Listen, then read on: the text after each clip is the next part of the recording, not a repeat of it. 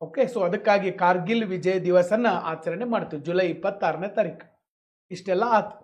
ಇದಾತು 1999 ಯುದ್ಧ ಅಂತೂ ಆತು, ಮುಗೀತು.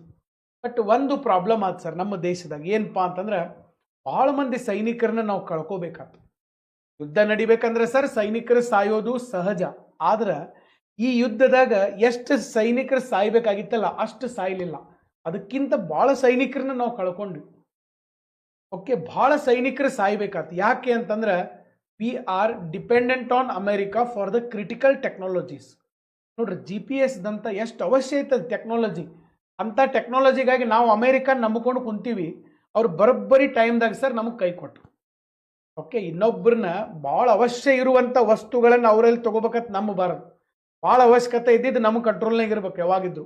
ಇದಾತು. ನೆಕ್ಸ್ಟ್ ಏನಾಯ್ತು, ಭಾರತ ಸರ್ಕಾರದ ಲೆವೆಲ್ ಒಳಗಡೆ ಮಾತುಕತೆಗಳು ನಡೆದು ಇಲ್ಲ ಈಗಂತೂ ಆಗಿದ್ದಾಗಿ ಹೋಯ್ತು. ಇನ್ನು ಮೇಲೆ ನಾವು GPS ದಂಥ ಸಿಸ್ಟಮ್